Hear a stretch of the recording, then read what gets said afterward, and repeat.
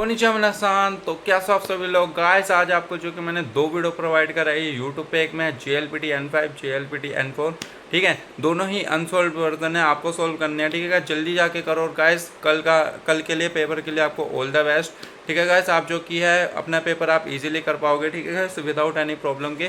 पहले आप मेरा वाला सोल्व करो, फिर आप अगर आपने वो सोल्व कर लिया तो भाई कल तो आप कर ही दोगे, ठीक है गाइस। और हाँ गाइस, जो कि कल पेपर होने के बाद ना आप जो कि मेरे को कमेंट करना कि आपका पेपर कैसा गया, आपको मुझे बताना है, ठीक है गाइस।